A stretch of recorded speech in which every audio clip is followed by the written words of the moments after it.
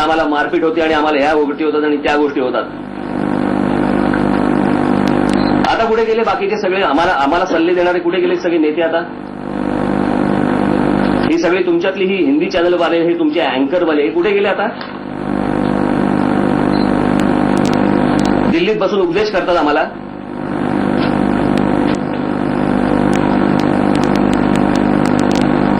तुमचा काही याच्यातला दोष नाहीये, परंतु हे जे तुमचे इथले हिंदी चॅनलचे अँकर जे आहेत ना, मी आज हे सगळं रेकॉर्ड करायला लावलेलं आहे. माझी प्रेस कॉन्फरन्सचा रेकॉर्ड होईल असती, ती होतेच आहे, परंतु त्याच्यानंतर या हिंदी चॅनल्सवरती काय काय दाखवलं आहे. म्हणजे आम्ही ओळखतो ते आग उगला, काय झेहर उगला. निरुपम आणि ह्या कृपाशंकर सिंगच्या तोंडात काय मत पडतंय का आता?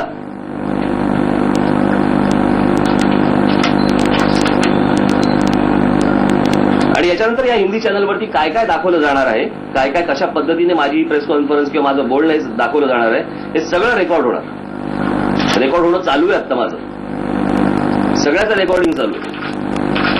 आणि माझ्या जे बोलणं आहे हे चुकीचं ट्रान्सलेट करून जर समजा हिंदी चॅनलच्या लोकांनी जर समजा महाराष्ट्रामध्ये देशभर दाखवलं, तर याच्यानंतर याच हिंदी चॅनलचा कुठचाही कॅमेरा महाराष्ट्रामध्ये चालणार नाही, एवढं फक्त त्यांनी लक्षात ठेवायचं. मागे झाला तेवढा तमाशा खूप झाला. यांच्या टीआरपीसाठी हे वाटेल ते माझ्या नावाने काहीतरी खपवत राहणार. आणि ही जेव्हा खोबाडं जेव्हा वचवच करत असतात त्यावेळेला यांच्यापैकी एक जण कोणी काय बोलणार नाही ना, ह्यांना कोणी काही समजवणार नाही.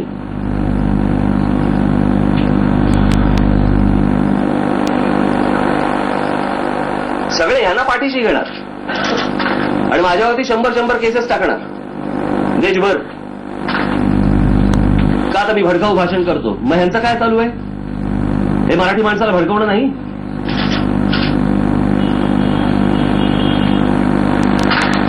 त्याच्यामुळे मला आपल्या मार्फत फक्त एवढ्याच या गोष्टी सांगायच्या, मुख्यमंत्र्यांना सांगायच्या, उपमुख्यमंत्र्यांना सांगायच्या, गृहमंत्र्यांना सांगायच्या की यांनी जास्ती वाट्याला अंगावरती येऊ नये. आता याच्या पुढे जर समजा यांनी हे प्रकरण वाढवलं तर महाराष्ट्रात काय काय तमाशे होतील हे फक्त राज्य सरकारने बघत राहावे. त्याला काय करायचं ते करावं. आत्ता वेळ आहे, आधीच सांगतोय, त्यांनी या सगळ्या गोष्टी आवराव्यात. नाही तर या निरुपम पासून मी तुम्हाला खरंच सांगतो, मी पोकळ धमक्या देत नाही. मला असल्या फालतू गोष्टी करायला आवडत नाहीत. यांनी आमच्या वाट्याला जाऊ नये. यांचं घरातनं बाहेर पडणं तर सोडून द्या, यांना बेडरूम बंद बाहेर पडता येणार नाही. आणि पुन्हा यांनी या सगळ्या गोष्टी वेड्यावाकड्या करून बघाव्यातच. आता माझं तर आव्हानच आहे. मला या गोष्टीत कुठच्याही गोष्टीमध्ये हे कुठचंही असलं राजकीय मला काय पोळी भाजून घेणे आणि राजकीय काही तवे तापवणे बिपवणे, मला काही गरज नाही या गोष्टींची आता. परंतु हे विनाकारण हे सगळं ओढवून घेत आहेत. विनाकारण या सगळ्या गोष्टी चालू आहेत. या सगळ्या प्रकरणात मला काही पुढे वाढवायची आवश्यकता नाही, गरज नाही, इच्छा नाही. परंतु ह्यांनी आमचं डोकं फिरवू नये एवढंच फक्त मला तुमच्या मार्फत या सगळ्या लोकांना सांगायचं आहे. याच्यावर तुम्हाला काय विचारायचं असेल तुम्ही विचारू शकता.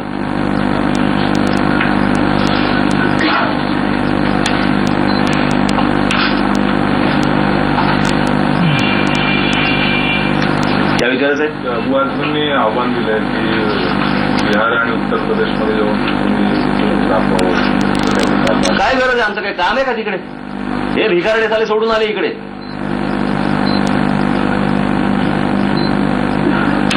यांची पिल्लावळ घेऊन आले आझमगडवरनं इथे बॉम्ब बनवायला. हा बॉम्ब स्फोटात सापडला होता. याचा पोरगा ड्रगमध्ये सापडला होता.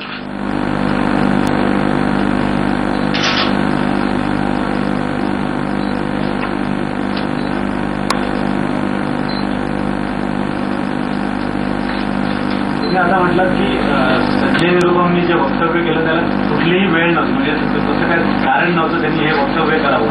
तुम्हाला असं म्हणायचं का यामध्ये शिवसेना आणि संजय निरुपम यांची साठगाठ आहे? ते मला माहिती आहे, तुम्ही शोधून काढा. मला या सगळ्या गोष्टींची काही देणं घेणं नाही. पहिली गोष्ट म्हणजे तुम्ही हे शिवसेनेचं जे चालू आहे आता, एक तर तुम्ही काय ते काय दात घसे में घालूंगा, हे कोणतं हिंदी?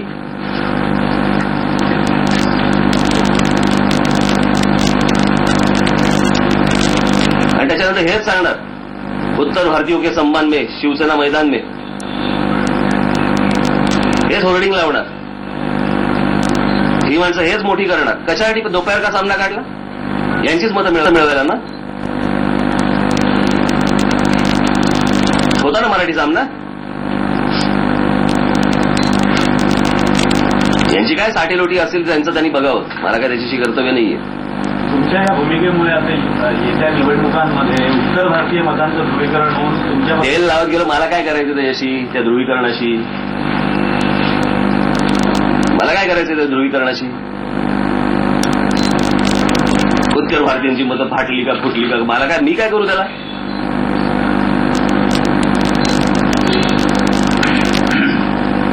मुंबई महापालिका निवडणूक डोळ्यासमोर ठेवून काँग्रेसची एक नवीन खेळी वाटते.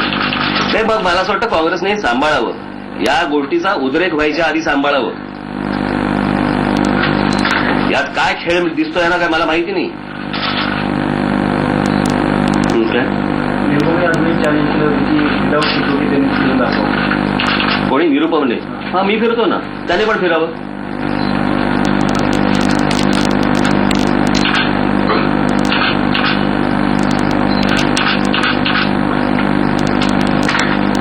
पुढे काय सब क्वेश्चन काय नाही. पण ते निरुपम तरी म्हणत होते की हे सरकारच्या सुरक्षेमध्येच अशी विधानं करतात. हे काय मला सांगतायत सुरक्षेमध्ये फिरतो ते.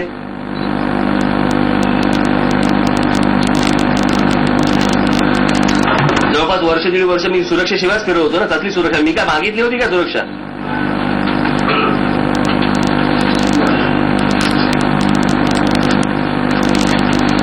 शिवसेनेनं 1990च्या जवळपास मराठी कार्ड बाजूला टाकलं आणि हिंदुत्व घेतलं. तुम्हाला असं वाटतं की आजही मराठी कार्ड चालवण्यामध्ये दम वाटतोय का? कारण त्याच्यामध्ये नाही, मला पहिले मराठी कार्ड म्हणजे काय, रेशन कार्ड आहे काय.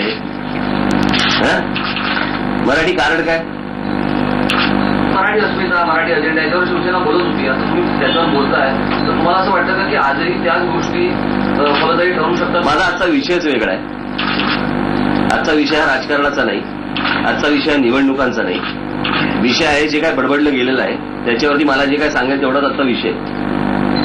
नाही काय महानगरपालिकेची प्रेस कॉन्फरन्स आहे ना, मला काय कुठच्या तरी महानगरपालिकेच्या दृष्टिकोनातून मला जेव्हा मी करायचं त्यावेळेला मी करणारच आहे, मी जेव्हा बोलायचं त्याला मी बोलणारच आहे. ते बाकीचे इश्यू आहेतच. तुम्ही असं म्हणता की छटपूजेच्या नावाखाली ताकद दाखवली जाते. गेल्या अनेक वर्षापासून हे सुरू आहे. प्रत्येक वेळी छटपूजा होणार, प्रत्येक वेळी ताकद दाखवली जाते.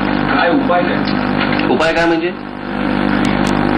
अहो हे जे येत आहेत आणि वाढतायत ना, माझं असं म्हणणं आहे की या सगळ्या गोष्टींकडे एक गरीब बिचारा हे बोलायचं पहिलं बंद करा. त्यांचं जे ज्या प्रकारचं राजकारण चालू आहे ना, ते राजकारण हे मतांचं राजकारण आहे.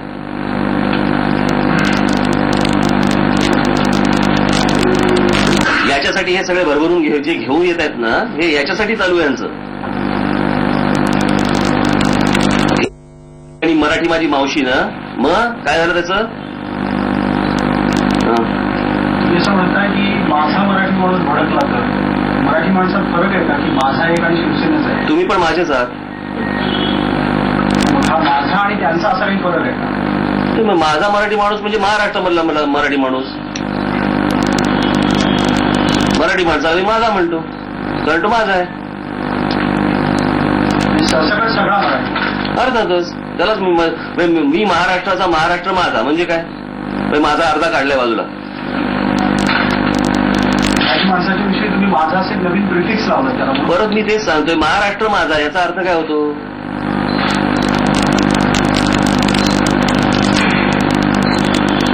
तुमच्यावरले बहुसंख्य मराठी आहेत, तुम्ही माझेच आहात. तुम्ही जर मानलं तर. मला वाटतं काँग्रेसने हा मुद्दा आता उपस्थित करून तुम्हाला हा एक मुद्दा द्यायचा, नंतर शिवसेना आणि महाराष्ट्राची जी मराठी मत आहे त्याच्यात विभागणी करायची. प्रश्न असा आहे, मला जे काय म्हणायचं ते मी आता म्हटलंय. मला हा मुद्दा वाढवायची इच्छा नाही, मला हा मुद्दा वाढवायची गरज नाही. त्यानंतर काँग्रेसकडनं किंवा निरुपम यांच्याकडनं तर प्रतिक्रिया आहे, त्याच्यात प्रतिक्रिया देणार. ते म्हणूनच मी सांगितलं ना, प्रश्न असा आहे की कोण काय भूमिका याच्याशी मला कर्तव्य नाही. मी आता जे सांगितले त्याप्रमाणे मुख्यमंत्री, उपमुख्यमंत्री, गृहमंत्री यांनी वेळीच आत्ता हस्तक्षेप करावा अशी माझी त्यांना विनंती आहे. हे उद्या हाताबाहेर गेल्यानंतर बोंबलू नका.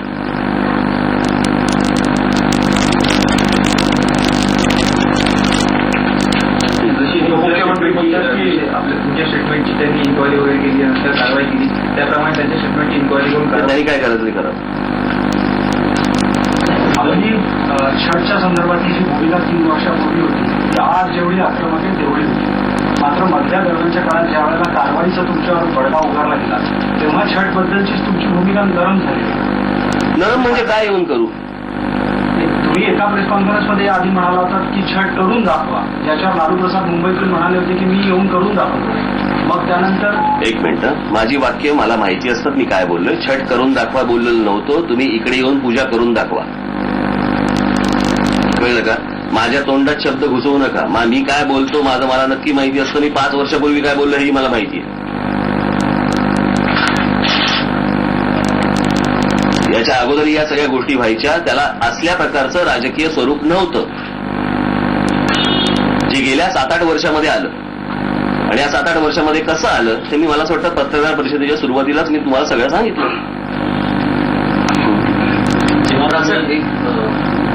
उद्धवजींनी म्हणा ज्या निरुपमचे बियर नेत्यांना मराठी माणसांनीच मोठं केलेलं आहे. तुम्ही शिवसेनामध्ये होता, निरुपम होते जेव्हा शरद नाईकांचे कोणी विरोध केला त्याला संजय राऊतला विचारा त्यावेळेला.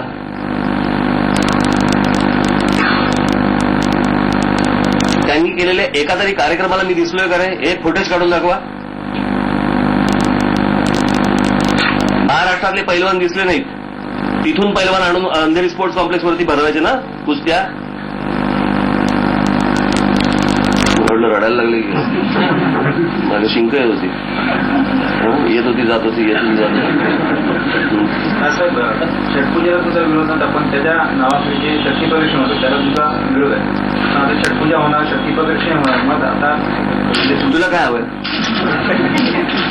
नाही, प्रत्येक वर्षात मला आता मी काय सांगायचं सांगितलं तर बरं का. त्याचे पापुत्रे अजून काढू नका. ठीक आहे.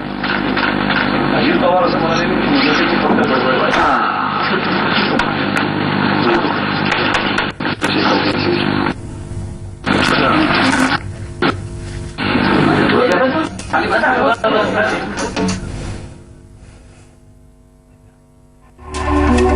आपण बघतोय की आताच काही पत्रकार परिषद घेतली राज ठाकरे यांनी. दिवाळीनंतरच आपण फटाके फोडून निरुपम यांच्या वक्तव्यावरती असं जेव्हा राज ठाकरे स्वतः जेव्हा गेस्ट एडिटर म्हणून आले होते आपल्याकडे तेव्हा त्यांनी ते बोलले होते. आणि आज आपण बघतोय की त्यांनी पत्रकार परिषद घेतली आणि खरोखरच कुठल्याही प्रकारच्या निवडणुकीत विचार न करता ज्या तऱ्हेची वक्तव्य होत आहेत त्यावरती संतापून आज राज ठाकरे यांनी इथे पत्रकार परिषद घेतलेली आहे. संजय निरुपम यांना देखील राज ठाकरेंनी आव्हान दिलंय आणि अबू आझमींवर देखील आपण बघतोय की त्यांनी मोठा हल्लाबोल केलाय. सगळ्यात महत्वाचं त्यांचं वक्तव्य होतं की निरुपम यांना शिवसेनेनंच मोठं केलेलं आहे आणि कुठल्याही प्रकारच्या राजकारणानं मुंबईची घाण करू नका आणि राजकारण बाजूला ठेवून मुंबईच्या विकासाचा विचार करायला पाहिजे. आज आपण बघतोय की मुंबईमध्ये किंवा संपूर्ण राज्यामध्ये बिहार, झारखंड इथून 48 गाड्या येतात आणि अर्थातच या गाड्यांमध्ये लोक भरभरून येतात. जातात का? हा अतिशय महत्वाचा प्रश्न त्यांनी विचारला. आणि मुंबईचा आपण बघतोय गेल्या काही दिवसांपासून मुंबईचा भार वाढतच आहे, लोकसंख्या वाढतच चालली आहे. त्याच्यामुळे आपण बघतोय की बेसिक देखील ज्या सोयी सुविधा प्रत्येक व्यक्तीला मिळायला पाहिजे त्या या लोकांच्या भारामुळे कमी मिळत आहेत. आणि त्यामध्ये अर्थातच राज ठाकरे यांचं म्हणणं आहे की उत्तर भारतीयांचा मोठ्या प्रमाणात समावेश आहे. मोठ्या प्रमाणात उत्तर भारतीय मुंबईला येत असतात. कुठेतरी हिंदी मीडियाला देखील राज ठाकरेंनी धमकी दिलेली आहे. त्यांचं असं म्हणणं आहे की जेव्हा केव्हा मी काही बोलतो तेव्हा माझ्या वक्तव्याचा विपर्यास केला जातो आणि अर्थातच टीआरपी खेचण्यासाठी तेच ते हे अनेकदा दाखवतात. माझ्यावरती अनेक केसेस करतात. मात्र मी जे काही बोलतो ते योग्य ते तुम्ही दाखवावं असं देखील राज ठाकरे यांनी आता आपल्या पत्रकार परिषद म्हटलंय. संजय निरुपम यांनी जेव्हा छठपूजा सुरू केली तेव्हा शिवसेनेनंच त्यांना कुठेतरी ती करायला सांगितली होती असं देखील आता आपण बघतोय की राज ठाकरे यांनी म्हटलंय. कृपाशंकर सिंग हे नेहमीच अनेकदा कृपाशंकरांच्या घरी देखील उद्धव गणपती उत्सवाला नेहमीच जात असतात आणि आता आपण बघतोय की ज्या तऱ्हेची वक्तव्य होत आहेत, मेजॉरिटी वक्तव्य होत आहेत की आमच्याशिवाय मुंबई चालवून दाखवा. खरोखरच राज कुठेतरी या वक्तव्यामुळे संतापलेले दिसत आहेत जी छठपूजेच्या वेळेस अनेक नेत्यांनी केली. राज ठाकरेंनी हिंदी मीडियावर देखील टीका केलेली आहे. माझ्या विधानाचा विपर्यास करू नये असं त्यांचं म्हटलंय. तर राज ठाकरे यांनी आपण बघतोय की पत्रकार परिषद घेतली आणि दिवाळीनंतरचे फटाके फोडायला त्यांनी सुरू केली आहे. अर्थात निरुपम यांच्या वक्तव्यावरती त्यांनी ते बोलले होते. एक छोटासा ब्रेक इथे घेतोय. आपण पाहत राहा झी 24. नवीन संतूर चंदन मिळवा हजारो दिव्यांचं तेज तुमच्या त्वचेतून. शुद्ध चंदनाच्या गुणांनी युक्त संतूर चंदन.